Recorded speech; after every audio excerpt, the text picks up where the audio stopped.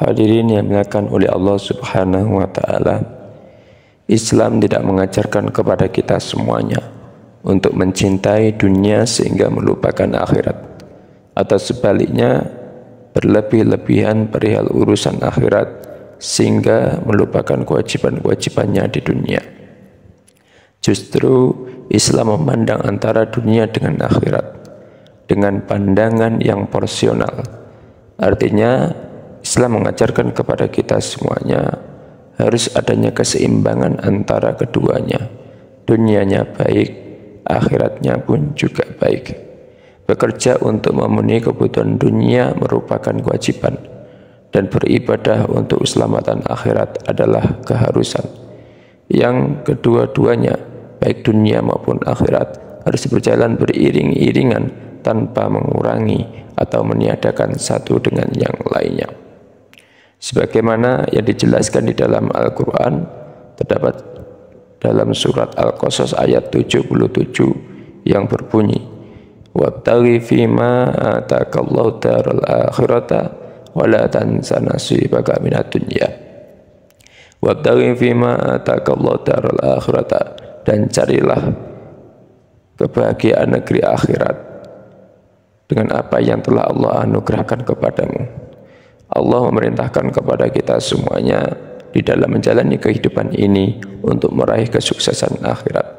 Kita jangan sampai terperdaya oleh tipu daya dunia atau silau akan keindahan dunia. Dunia ini tidak lebih digambarkan di dalam Al-Quran, wa mal hayatud dunya illa mata'ul ghurur.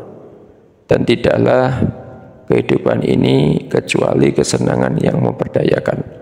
Oleh karenanya, jangan sampai dunia ini kita jadikan tujuan akhir kehidupan kita. Kata Rasulullah sallallahu alaihi wasallam, "Man kanatid dunya hammahu," barang siapa yang dunia menjadi tujuannya, faraqallahu alaihi amrahu, maka Allah akan mencerai-beraikan urusannya. Wa ja'ala faqrahu baina ainaihi, dan Allah akan menjadikan kefakiran di kedua pelupuk matanya. Walam yatihi minad dunya illa ma kutibalah, dan tidaklah yang didapat dari dunia ini kecuali apa yang sudah ditentukan dan digariskan oleh Allah Subhanahu wa Ta'ala. Meskipun bekerja siang dan malam, dari pagi ketemu pagi, Allah hanya memberikan sebatas apa yang telah ditentukan dan digariskan oleh Allah Subhanahu wa Ta'ala, tidak kurang dan tidak lebih.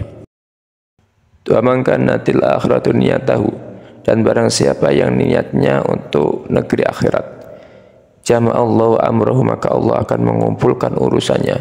Wa ja'ala ghinahu fi qalbihi, dan Allah akan menjadikan kekayaan di dalam hatinya.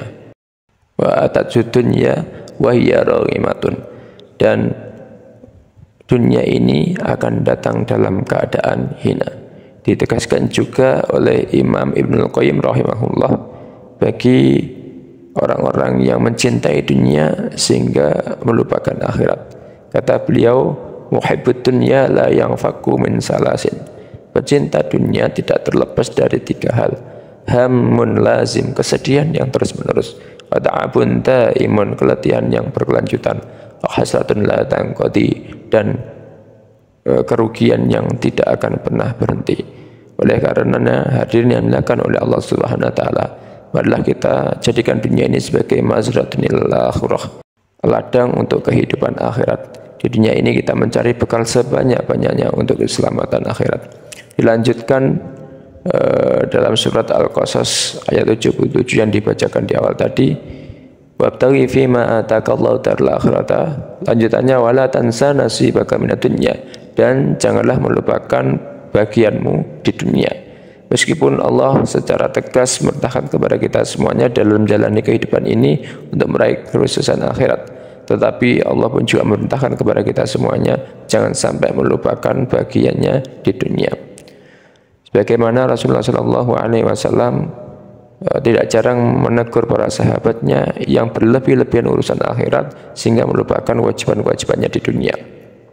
Pernah suatu ketika Rasulullah mendengar Abdullah bin Amr bin As yang puasa setiap hari dan salat sepanjang malam tidak pernah berhenti. Kemudian Rasulullah menasihatinya, "Wahai Abdullah bin Amr bin As, badanmu punya hak, matamu juga punya hak. Demikian juga dengan keluarga-keluargamu yang harus dipenuhi hak-haknya. Dari kisah ini bisa ditarik kesimpulan bahwa Rasulullah menghendaki kita semuanya adanya keseimbangan antara dunia dan akhirat. Sebagaimana yang dijelaskan dalam hadisnya, laisa bi khairukum, tidaklah yang terbaik di antara kamu sekalian, mang taraka dunyahu li akhirati, yang meninggalkan dunianya untuk mengejar akhiratnya, wala akhiratahu li dunyahu, dan tidak yang meninggalkan akhiratnya untuk dunianya, hatta yusiba minhuma jami'an, sehingga mengumpulkan kedua-duanya, dunianya ya dikejar, akhiratnya pun juga harus dikejar. Fa inna dunya balaghun ilal akhirah, karena sesungguhnya dunia ini jembatan untuk menuju akhirat. Wala takunu kalan alan nas, dan janganlah engkau menjadi beban atas orang lain. Supaya kita tidak menjadi beban atas orang lain, ya kita harus memenuhi kewajiban-kewajiban di dunia dengan bekerja. Dan bekerja ini perilaku dunia yang memiliki dimensi akhirat. Jadi ibadah ini tidak hanya menjalankan rukun Islam saja, tetapi maknanya luas. Al-ibadatu ya itsmun jami' likulli ma yuhibbullah wa yardahu minal aqwali wal af'al batinati wa dhariyati. Jadi ibadah yaitu segala sesuatu yang mencakup yang Allah cintai dan Allah ridhai, baik perkataan maupun perbuatan yang zahir maupun yang batin.